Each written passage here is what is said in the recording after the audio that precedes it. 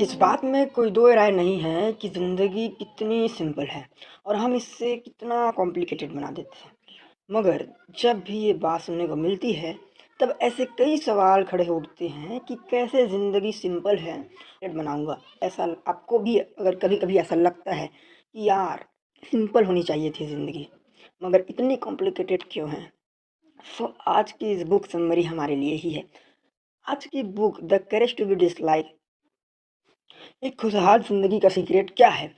Life में वो सब हासिल करना जो आप चाहते हो या लोगों के साथ खूबसूरत रिश्ते बनाकर रहना? जी नहीं। असल में खुशहाल ज़िंदगी का मतलब अपनी हर कमी और खुशियों के साथ अपने आप को एक्सेप्ट करना। यानी आप जैसे हैं वैसे ही रहें। किसी के लिए खुद को बदलने की ज़रूरत नहीं है। पर बेशक औरों के साथ आपके रिश्ते खूबसूरत हों, लेकिन इसका मतलब ये नहीं कि आप अपनी पहचान खो दें। आप अपने आपको जो हैं जैसे हैं वैसे ही एक्सेप्ट करें। दुनिया का सबसे सरल और खूबसूरत टास्क ये है। तो ये वीडियो ऐसे सॉलिड और इजी तरीके आपको बताने वाला है और सिखाने वाला है जिसकी मदद से आप हर ज़िंदगी जीने की ख्वाहिश को पूरा कर सकते हैं। तो दोस्तों ये वीडियो थोड़ा सा लंबा हो सकता है, लेकिन अगर आप चाहते हैं तो वीडियो पूरा अंत तक ज़रूर देखिएगा। मैं आपको दावा करता हूँ कि आप ज़रूर इस वीडियो को देखने के बाद कुछ ना जरूर करेंगे। सो दुनिया बड़ी सिंपल है, हाँ, यहाँ हर कोई खुश रह सकता है। लेकिन अगर आपने ठान रखा है कि आपको दुखी ही रहना है, तो दूसरों की उम्मीदों पर खरा उतरते रहिए। गारंटी है कि आप हमेशा दुखी ही रहें। आप हमारी बात पर एग्री करते हैं कि नहीं, कि लाइफ बहुत सिंपल है, जिसे हम जैसी मर्जी वैसे जी सकते हैं। जाने माने साइकोलॉजिस्ट अल्फ्रेड हेडलर इस बात पर पूरे यकीन के साथ एग्री करते हैं कि खुश रहना वाकई में बहुत आसान और सिंपल है। और इस बात को साबित करने के लिए उन्होंने कुछ बिलीव्स बनाए हैं। जो बिलीव्स, अगर आप खुश रहना चाहते हैं तो अपने बीते हुए कल को भूल जाओ। कई बार हम अपने आसपास के लोगों की वजह से भी दुखी रहते हैं, लेकिन अगर खुश रहना है आपको तो खुद को प्रायोरिटी देना शुरू कर दो। हो सकता है कि आप इनकी बातों से सहमत ना हों, और वाकई में औरों के मुकाबले जो लोग हिटलर की बात माने हैं वे ज़्यादा सुखी हैं। तो आइए देखते हैं कि ये बिलीव क्या है और क्या ये हम अपनी लाइफ में इम्प्लीमेंट कर सकते हैं। Number one is delay drama. एक छोटे से शहर में एक नौजवान रहता था। वह करीब 20 वर्ष का होगा। तो अब इस एज में हर कोई थोड़ा क्यूरियस नेचर का होता है। तो उस लड़के के मन में भी कई सवाल उठ रहे थे। और शहर की दूसरी ओर एक फिलोसोफर रहता था जो अपने ज्ञान और नॉलेज के लिए बहुत फेमस था। उसकी सबसे फेमस टेक्निक था, वो ये था कि उसे इस बात पर पूरा भरोसा था कि ज़िंदगी बहुत सिंपल और आसान है। और उसकी यह बात उस नौजवान को हैरान करती कि ज़िंदगी इतनी सिंपल कैसे हो सकती है, जहाँ इतनी मुश्किलें हैं, ड्रग्स, वर्ल्ड वॉर, डिप्रेशन, गरीबी, पॉलिटिकल झगड़े, कोविड-19 वायरस, ये सिंपल कैसी हो सकती है यार? कहीं ये फिलोसोफर पागल तो नहीं हो गया? सो और भी कई सारे सवाल उस नौजवान के मन में खटक रहे थे। सो वो नौजवान फिलोसोफर को चैलेंज करने उसके घर पहुंच गया कि ये सारी बातें गलत है। उसकी बात सुनकर फिलोसोफर नाराज नहीं हुआ। वह उस नौजवान से बहुत इम्प्रेस हुआ कि वह उसकी बातों से डिसएग्री था और अपने खुद के नज़रिए से सोचता था। उन्होंने बताया उनकी सारे बिलीव्स एल्फ्रेड हेडलर की थ्योरी पर बेस्ड है। हेडलर एक साइकोलॉजिस्ट है जो इंडिविजुअल साइकोलॉजी पर काफ़ी जोर देते हैं। यानी कि ये पता लगाना कि इंसान को अपनी खैरियत के लिए क्या करना चाहिए। फिलोसोफर की बातें उस नौजवान के ऊपर से जा रही थी। अब ये इंडिविजुअल साइकोलॉजी क्या है? कुछ और क्वेश्चन पूछने के बाद उस नौजवान को समझ आ गया कि ये इंडिविजुअल साइकोलॉजी क्या है। सो अब नौजवान उस फिलोसोफर को चैलेंज करता है कि क्या यह फिलोसोफर मानता है कि हम अपनी लाइफ में बदलाव ला सकते हैं? एक्चुअल में वह लड़का खुद अपनी लाइफ में चेंज चाहता था। उसे हमेशा यही लगता था कि वह दूसरों को जितना स्मार्ट नहीं है और उसका कॉन्फिडेंट लेवल काफ़ी ज़ीरो है और वो चाहकर भी उसे दूर नहीं कर पा रहा था। तो उसके दोस्त उसे परेशान करते थे, उसके पेरेंट्स भी उसे कभी सपोर्ट नहीं किया करते। बचपन की इन इनसिक्योरिटी का असर उस लड़के के आज पर पड़ रहा था। फिलोसोफर ने उसकी बातों को ध्यान से सुनी और कहा, अगर लोग चाहें तो बदल सकते हैं। आपका पास्ट मैटर नहीं करता क्योंकि वो तो पास्ट रहता है, लेकिन आपका फोकस प्रेजेंट पर होना चाहिए। नौजवान ने इस बात पर भी असहमति जताई और पूछा कि अगर पास्ट मैटर नहीं करता तो बीते हुए कल की तकलीफें झूठी है। फिलोसोफर ने समझाया कि वह ट्रामा या सदमा में यकीन नहीं करते और अल्फ्रेड हेडलर भी यही विचार है। एक और फिलोसोफर है एडम फ्राइस। उनका मानना था कि इंसान की आज के दुखों की वजह उनके पास्ट का ट्रामा ही है, लेकिन हिटलर इस बात पर एग्री नहीं करते। उनका मानना है कि सक्सेसफुल होने या फेल होने का उनके पास्ट के एक्सपीरियंस से कोई लेना देना नहीं, बल्कि उन एक्सपीरियंस से है कि आपने उन एक्सपीरियंस से क्या सीखा, वे ज़्यादा मायने रखता है। इन सिंपल वर्ड्स, आपके साथ जो हुआ वो मैटर नहीं करता, बल्कि उस सिचुएशन में आपको कैसे हैंडल किया, आपने अपने आप को कैसे हैंडल किया, वो ज़्यादा मैटर करता है। जो कुछ आपने अपने एक्सपीरियंस से सीखते हैं, वही सीख लाइफ में आपको गाइड करती है। सो ये बिलीव प्रूफ करती है कि आपकी पर्सनालिटी आपकी पास्ट की देन है। आप चाहें तो आज और अभी से ये आप अपनी ज़िंदगी की कमान अपने हाथ में ले सकते हैं। आप ये डिसाइड करेंगे कि आपको कैसे जीना है। Point number 2, all problems are interpersonal problem. देखो, अभी भी फिलोसोफर की बातों पर यकीन नहीं था, वो कुछ और सवाल करना चाहता था। अगर लोग बदलना चाहते हैं तो ऐसा क्या है जो लोगों को बदलने से रोकता है? और क्या होगा अगर वो लड़का अपने पास्ट को भूल जाएगा? हाँ, ये सच हाँ, ये सच है कि अपने कमियों को दूर करने में समय लगता है और ये इतना ईज़ी भी नहीं, जितना हमें लगता है। फिलोसोफर ने कहा, वह अपने लिए गोल सेट करता है। फिलोसोफर ने कहा, वह अपने लिए गोल सेट करते थे और ये गोल था, वह खुद को डिसलाइक करने का, यानी नापसंद करने का। वो लड़का हैरान रह गया। उसने तो ऐसा कभी गोल सेट नहीं किया। फिलोसोफर मुस्कुराने लगे। उसने उस लड़के से पूछा कि तुमने अपने बारे में क्या-क्या पसंद नहीं है? वो लड़के ने बताया कि उसके अंदर ऐसी बहुत सी छोटी-छोटी कमियाँ हैं, जिनसे वो छुटकारा पाना चाह रहा है।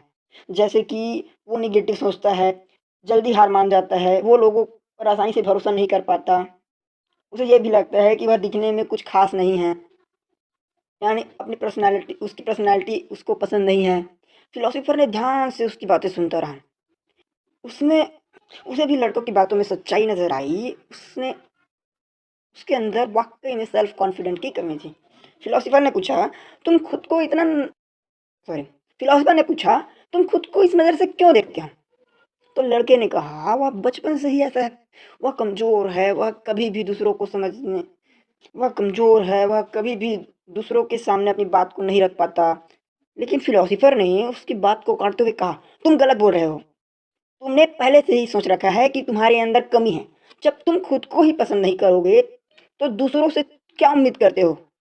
इसलिए तुम लोगों के सामने जाने से डरते हो। इसलिए तुम लोगों से दूर रहने की कोशिश करते हो।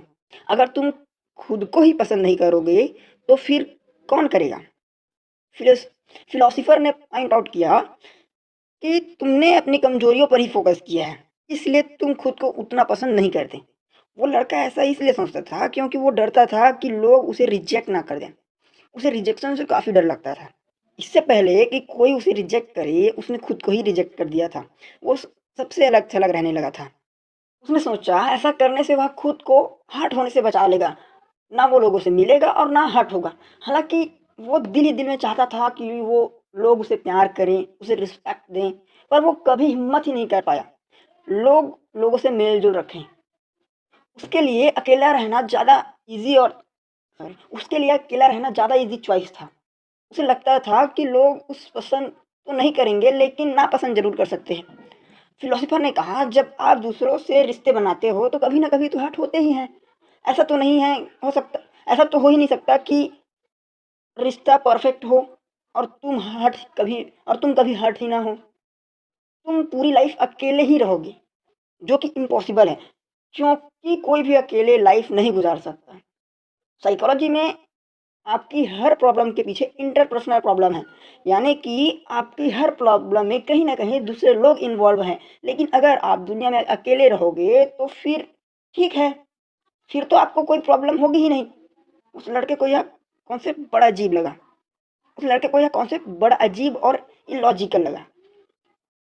जो आपकी पर्सनल प्रॉब्लम है वो इंटरपर्सनल प्रॉब्लम है, ये क्या वाक़ई में इंटरपर्सनल प्रॉब्लम है? फिलॉसफर ने उसे खुद का एग्ज़ाम्पल दिया। किसी ज़माने में वो अपनी हाइट को लेकर काफ़ी इनसिक्योर हुआ करते थे। वे छोटे हुआ करते थे और लोग इस बात को पॉइंट आउट करने से कभी नहीं चूकते थे और इस वजह से फिलॉसफर को फेरिटी कॉम्प्लेक्स होता था। अपनी बाकी इनसिक्योरिटीज़ की तरह आपके अंदर जो फीलिंग ऑफ इन्फीरियरिटी इसलिए है क्योंकि आप उसे वैल्यू देते हैं। सिंपल तरीके से कहें तो ये आपकी सब्जेक्टिव यानी खुद की फीलिंग से है। सिंपल तरीके से कहें तो ये आपकी सब्जेक्टिव यानी खुद की फीलिंग से है। लेकिन सवाल है कि ये फीलिंग्स आई कहाँ से? तो जवाब है कि हमारे अंदर ये फीलिंग्स खुद को दूसरे से कंपेयर करने से आती है। फिलॉसफर को बाकी लोगों की हाइट से कोई लेना-देना नहीं था। उसे कभी ये सोचकर बुरा नहीं लगा कि वो कद में छोटा है। आपकी सब्जेक्टिव फीलिंग्स के लिए या तो आपको अच्छा लगेगा या बुरा। आपकी कम हाइट को लेकर फिलॉसफर ये फीलिंग उसे हमेशा इनसिक्योर कराती थी। पर उसकी एक फ्रेंड ने बताया कि कम हाइट की वजह से वो काफ़ी फ्रेंडली और भरोसेमंद लगता है और ये बात अपने उस फ्रेंड से सब्जेक्टिव फीलिंग यानी खुद की फीलिंग से थी। तो ये बात फिलॉसफर को कॉन्फिडेंस दिलाने के लिए काफ़ी थी। सब्जेक्टिव का एक फ़ायदा यह भी है कि आप पर डिपेंड करता है कि आप इसे कैसे हैंडल करते हो। जो बात आपको अपने बारे में इन्फीरियर लगती है, आप उसे पॉजिटिव तरीके से लेते हो या नेगेटिव, ये आपके ऊपर है। आप कैसा फ़ील करते हो ये पूरी तरह आपकी चॉइस है। Number 3, discard other people's task. एक और प्रॉब्लम है जो इंटरपर्सनल प्रॉब्लम की वजह से आपके साथ होती है और वह यह है कि वह आपसे आपकी फ्रीडम छीन लेती है। इंटरपर्सनल प्रॉब्लम को सॉल्व करने का एक तरीका ये भी है कि आप लोगों को अपना दुश्मन समझने की बजाय उन्हें अपना दोस्त समझो। फिलॉसफर का मानना है कि अगर वो नौजवान ऐसी सोच रखता तो इन्फीरियरिटी की फीलिंग खुद से ही कम होती चली जाएगी क्योंकि दोस्त बनाने से इंसान के अंदर बॉन्डिंग यानी जुड़ाव की फीलिंग आती है। बेशक ये आपकी प्रॉब्लम का इलाज नहीं है पर कहीं ना कहीं प्रॉब्लम से छुटकारा पाने का रास्ता जरूर मिल जाएगा। एग्जाम्पल, यहाँ जहाँ के पेरेंट ने उसे पाल पोस कर बड़ा किया, उसकी हर ज़रूरतों की पूरी की, लेकिन उसके बावजूद वो कभी उन्हें अपनी दोस्त की नज़र से नहीं देख पाता था। उसके लिए तो हमेशा उसके पेरेंट्स ही रहेंगे, लेकिन उसके पेरेंट्स हमेशा उसकी तुलना उन लड़कों से करते थे जो उसकी उम्र के हैं। बात-बात पर क्रिटिसाइज़ करते, उन्हें शिकायत ही थी कि वो अपनी उम्र के बाकी लड़कों से हर बात में पीछे क्यों हैं। उस नौजवान को लगता है कि उसके अंदर सेल्फ एस्टीम की कमी है। अपनी पूरी लाइफ वो लड़का अपने पेरेंट्स को खुश करने, उन्हें इम्प्रेस करने में लगा रहा। हालाँकि यह उसकी चॉइस नहीं थी। उसने अपनी मर्ज़ी से कॉलेज में कोर्स चूज़ किया, तो वो भी उन्हें पसंद नहीं आया। इसलिए वो मन मारकर अपना एडमिशन यूनिवर्सिटी में लेना पड़ा, क्योंकि उसके पेरेंट्स को वह पसंद था। ये सब काफ़ी कॉम्प्लिकेटेड था। इस बात से वो लड़का दुखी तो नहीं था, पर खुश भी नहीं था। शायद आप में से कई लोगों की कहानी इस लड़के के जैसी ही होगी। हो सकता है कि आपके पेरेंट्स आप पर प्रेशर डालते हों, लेकिन आप हैं कि उन्हें इम्प्रेस करने में लगे हैं। आप उन्हें कुछ चाहते हैं, उनकी नज़रों में कुछ पहचान बनाना चाहते हैं। लेकिन साइकोलॉजी इस बात से ज़रा भी सहमत नहीं है, वो नकारती है। फिलॉसफर इस बात से सहमत है कि अपनी तारीफ सुनना, अपनी पहचान बनाना हर किसी को अच्छा लगता है। लोग जब हमारे बारे में कुछ अच्छा बोलते हैं तो हमें खुशी महसूस होती है। लेकिन सवाल ये है कि क्या हमारा मकसद सिर्फ तारीफ बटोरना है? वो उस लड़के से पूछते हैं कि उसे लाइफ में किस चीज़ की तलाश है? तो वो लड़का बोलता है, सिंपल सी बात है, मुझे खुद की पहचान बनानी है, क्योंकि पहचान आपको रिलेवेंट फ़ील कराती है। लेकिन अल्फ्रेड एडलर इससे सहमत नहीं है, वो इसे सही नहीं मानते। बड़े अफ़सोस की बात है कि हमारी सोसाइटी में हमेशा रिवॉर्ड एंड पनिशमेंट एजुकेशन पर फ़ोकस किया है। अगर आपने कुछ अच्छा किया तो आपको तारीफ़ और कुछ बुरा किया तो सज़ा मिलेगी। लेकिन मेंटली ये एकदम गलत है। अगर आप कुछ अच्छा कर रहे हैं और कोई आपको रिवॉर्ड नहीं दे रहा, तो क्या आप वो अच्छा काम करना छोड़ दोगे? सिमिलरली पनिशमेंट पर भी यह बात लागू होती है। अगर आपको कोई पनिश नहीं कर रहा, तो क्या आप बुरा काम करते रहोगे? फिलोसोफर का मानना है कि हमें दूसरों के हिसाब से ज़िंदगी नहीं जीनी है। वो नौजवान कहता है ये तो ज़िंदगी जीने का सेल्फिश तरीका होगा। फिलोसोफर कहते हैं अगर आप दूसरों के हिसाब से ज़िंदगी जीते हैं तब आप अपनी नहीं बल्कि उनकी ज़िंदगी जी रहे हैं। तो आपके लिए लाइफ़ कौन जिएगा? आपकी खुद की अपनी लाइफ़ को आपकी खुद की लाइफ़ जो कि आपको सिर्फ़ आपकी एक्सपेक्टेशन के हिसाब से जीनी है। अगर आप पूरी ज़िंदगी दूसरों के लिए जीते हो, फिर भी लोग खुश नहीं होते। उल्टा आप हमेशा दुखी ही रहेंगे। क्या आपने सोचा है? इस तरह आपकी लाइफ़ बर्बाद होती चली जाएगी। आप सेल्फ़िश नहीं हैं। साइकोलॉजी में सेपरेशन ऑफ टास्क कहा जाता है। यानी दूसरों को ध्यान में रखते हुए अपने हिसाब से जीना। मान लो एक बच्चा है, जिसे पढ़ाई में बिल्कुल भी इंटरेस्ट नहीं है, वो ना तो होमवर्क करता है, ना ही टीचर्स की बातें सुनता है। ज़ाहिर-सी बात है उसके पेरेंट्स की कोशिश ये है कि उनका बच्चा पढ़ाई की तरफ थोड़ा ध्यान दे। लेकिन एडोलियन साइकोलॉजी में इस प्रॉब्लम को अलग नज़र से देखा जाता है। पढ़ाई में अच्छे मार्क्स लाना का टास्क या ज़िम्मेदारी किसकी बनती है? उस बच्चे की या उसके पेरेंट्स की? एब्सोल्यूटली बच्चे की। अगर बच्चे के पेरेंट्स उसे पढ़ने को कहते हैं, तो वह सेपरेशन ऑफ टास्क नहीं होगा। यानी उनके बीच इस बात में बहस होने की संभावना ज़्यादा होगी। तो हेडलर की सेपरेशन ऑफ टास्क का मतलब क्या है? कि हमें दूसरों के काम में टांग नहीं अड़ाना चाहिए। बस इतनी सी ही बात है। तो कई लोग कहेंगे कि तो क्या बच्चे को यूँ ही छोड़ देना चाहिए? जी हाँ, अगर बच्चे का पढ़ाई में मन नहीं है तो उसे जो जिस चीज़ में मन है वो चीज़ें करने दीजिए। और लेकिन अगर आपका बच्चा पढ़ रहा है और उसे पढ़ाई में कोई दिक्कत आता है, कोई प्रॉब्लम आता है, तो अगर वो आपसे पूछता है तो आपको उसकी मदद ज़रूर। सो इन बातों के साथ अब हम पहुँच चुके हैं उस मोड़ पर जहाँ ये सारी बातों को आपको फिर से रिवाइज़ कराने का समय आ गया है। तो सबसे पहले सबसे इम्पोर्टेंट जो आपको जाननी है वो ये है, अगर आप खुश रहना चाहते हैं तो आपके अंदर इतनी हिम्मत पैदा करो कि लोगों की नफ़रत भी झेल सको। इस बारे में एड्रिनल साइकोलॉजी में बहुत डीप बताया है। और दूसरी दूसरी चीज़ हमने देखा वो है कि लोग चेंज हो सकते हैं। अगर आपका पास्ट आप पर डिपेंड नहीं करता है तो जो बीत गई सो बीत गई। साइकोलॉजी में ड्रामा जैसी कोई चीज़ नहीं होती। आपके पास्ट एक्सपीरियंस आपकी करंट सिचुएशन को डिफाइन नहीं करती। वो चीज़ें आपको संयम वो डिपेंड करता है कि आपका एटीट्यूड कैसा है। अगर आप उसे अगर आप उस एक्सपीरियंस से कुछ पॉजिटिव चीज़ सीखे हैं तो वो आपके लिए पॉजिटिव है। अगर आप उससे कुछ नेगेटिव लेते हैं तो वो नेगेटिव है। वो आप पर डिपेंड करता है। और तीसरी चीज़ जो हमने सीखी है, आपकी हर आदत के पीछे आपके इंटरपर्सनल रिलेशनशिप हैं। जो लोग खुद को हमेशा दूसरों से कंपेयर करते हैं, वे कभी खुश नहीं रह सकते। हमें लगता है कि दूसरे हमसे बेटर हैं, इसलिए हम इंटरडिपेंड हो जाते हैं। आप अपने आप को कम इसलिए समझते हैं क्योंकि आप अपनी कमियों पर फ़ोकस करते हैं। इन कमियों की वजह से आपको लगता है और आप अपनी वैल्यू नहीं करते हैं। सो अपनी कमियों के बजाय अपनी पॉज़िटिव चीज़ों पर फ़ोकस करें। जो इनसिक्योरिटीज़ आपके मन में है वो वक़्त के साथ चेंज हो सकती है। जो चीज़ आपको आज बुरी लग रही है वो या हर्ट कर रही है, शायद उसके पीछे कुछ पॉज़िटिव रीज़न्स हो सकते हैं। बस डिपेंड करता है कि आपका नज़रिया उस पर क्या है।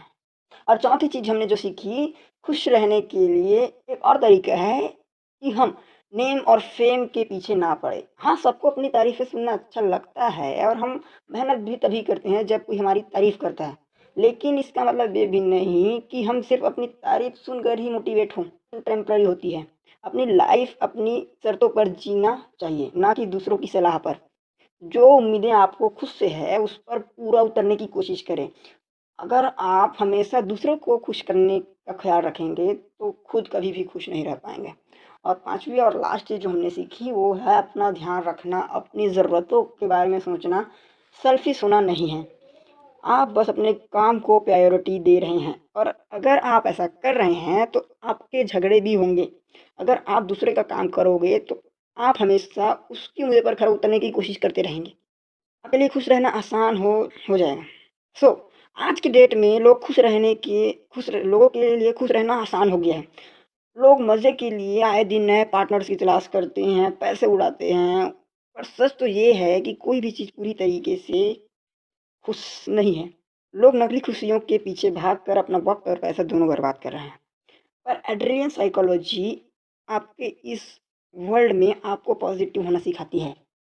ये आपकी लाइफ में एक पॉजिटिव इम्पैक्ट ला सकती है और ये आपको सिखाती है कि खुद के बारे में सोचना और खुद को इम्पोर्टेंट देना, कभी भी सेल्फिश करता हूँ। आज का ये वीडियो आपको ज़रूर पसंद आया होगा। अगर आपको ये वीडियो पसंद आया होगा और कुछ आपसे रिलेटेबल लगा हो तो उस इंसान के साथ ज़रूर शेयर कीजिएगा, जिससे आपको लगता है कि उसकी पर्सनैलिटी कुछ ऐसी, जिसे कुछ लाइफ में, अपनी लाइफ में चेंजेस की ज़रूरत है। आपको जिसके बारे में आपको लगता हो कि इसे ये वीडियो ज़रूर देखनी चाहिए। तो प्लीज़ शेयर ज़रूर कीजिएगा और हो सकता है ये वीडियो लंबा हो गया तो अपना कीमती वक़्त देने के लिए बहुत-बहुत शुक्रिया। तो मिलते हैं नेक्स्ट वीडियो में, और अगर आप हमारी नेक्स्ट वीडियो देखना चाहते हैं तो चैनल को सब्सक्राइब ज़रूर कीजिएगा। So finally thanks for watching. जय हिंद।